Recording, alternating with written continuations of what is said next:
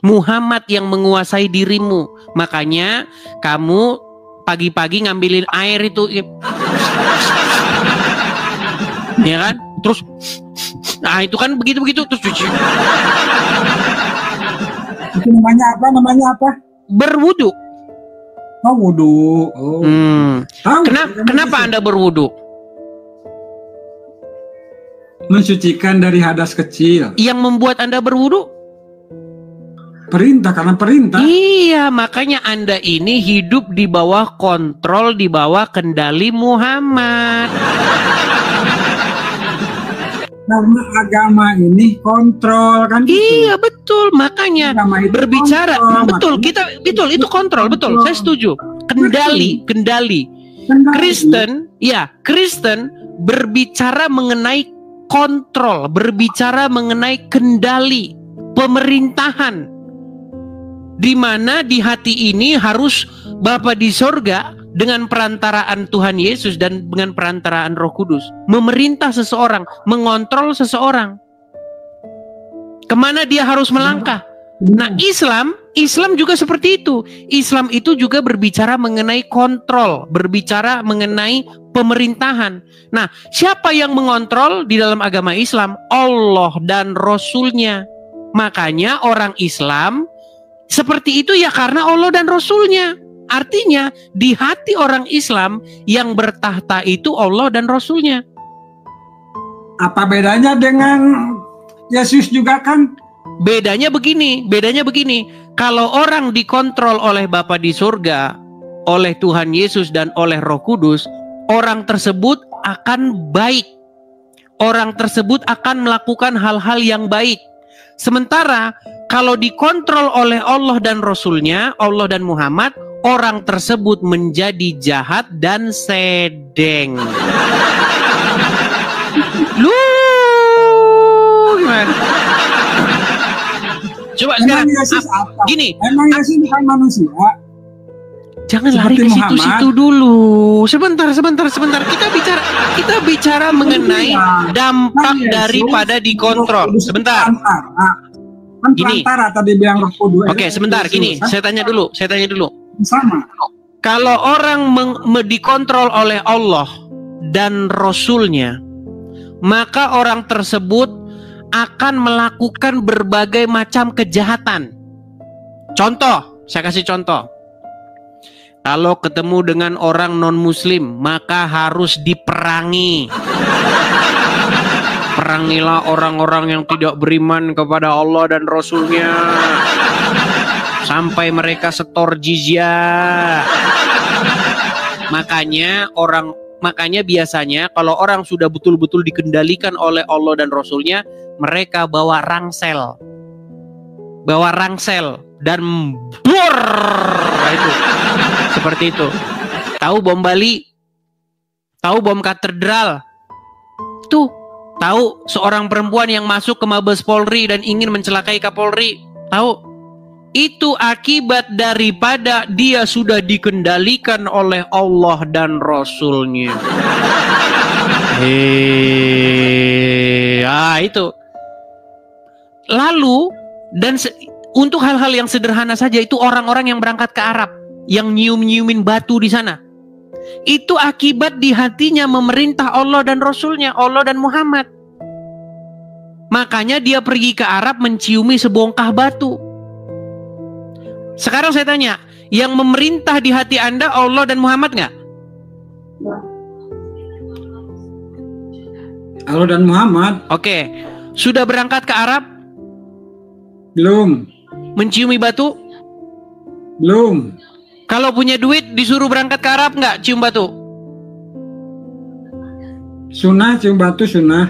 Iya, kalau punya duit, barang siapa yang mampu, maka dia pergi berhaji, betul? Wajib. Oke, di sana sampai sana nyium-nyiumin batu, betul?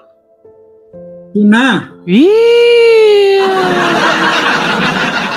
Makanya saya bilang, jika di hatimu memerintah Allah dan Muhammad, maka tidak dalam waktu yang lama lagi Anda akan pergi menciumi sebongkah batu di Arab.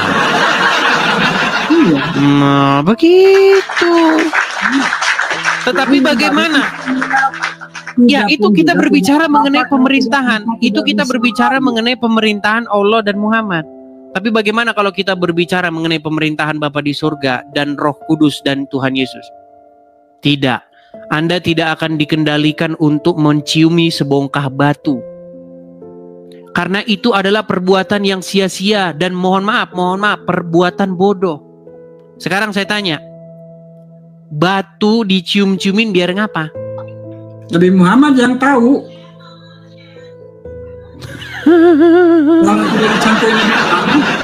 Oke. Menurut gini. Menurut Anda, batu itu benda mati nggak? Benda mati, benda hidup.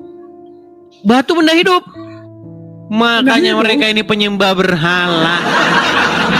Makanya mereka ini punya berhala. Berhala mereka adalah batu hitam di Arab. Coba Asep Zainal, coba ya jujur. Batu itu benda mati atau benda hidup? Benda mati lah. Benda mati. Dia tidak bisa berbuat apa-apa, tidak dapat mendatangkan mudarat ataupun bahaya, betul? Betul, kalau dia tergeletak begitu saja. Kalau tidak dilempar tidak akan ada mudarat. Ya beda, kalau batu dilempar ya beda. Ini gimana sih? Maksudnya batu dalam keadaannya seperti itu. Gitu loh, dia itu tidak mendatangkan manfaat atau bahaya. Lain kalau batunya udah di tangan orang terus dipakai buat ngelempar. Ini kita bukan ngomong begitu. Kita bukan ngomong begitu. Kalau batu sudah di tangan orang, dicampur semen, ditumpuk jadi rumah. Kita bukan bicara seperti itu. Batu Hajar Aswad itu, dia kan semacam batu kecil begitu ya. Dia udah pecah itu batu itu. Itu diciumin oleh Muhammad.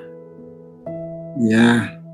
Pertanyaan saya, apakah batu itu bisa mendatangkan bahaya ataupun manfaat? Bisa dapat manfaat. Apa manfaatnya kalau nyiumin batu itu? Contoh kecilnya seperti yang terjadi Ponari, tahu Ponari? Punya batu. Ponari. Makanya saya bilang. Ini belum beres satu belum beres. Silakan. Ketawa. Itu kan dari batu ada hikmahnya kan, dapat menyembuhkan orang. Betul kan? Seperti Edis punya apa tuh? Punya cincin.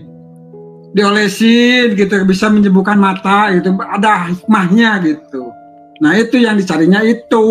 Ya makanya saya bilang ya, agama Islam ini sudah saya bilang cacat logika, bahkan mereka adalah penyembah berhala batu hitam di Arab. Ya beginilah Kang Asep, saya hanya memberitahukan ya supaya kita jangan mengkultuskan benda-benda batu segala macam. Dan itulah yang dilakukan oleh Muhammad. Jadi semoga Asep Zainal, semoga Anda mengikuti junjungan yang benar. Semoga Anda mengganti yang memerintah di hati Anda. Jangan lagi Allah dan Muhammad, melainkan Bapa di surga, anaknya yaitu Tuhan Allah, Yesus dan Roh Kudus. Dan Muhammad, ya betul. Allah Nah. Kalau Allah dan Muhammad memerintah di hati Anda akan melakukan hal-hal yang mubazir dan sia-sia.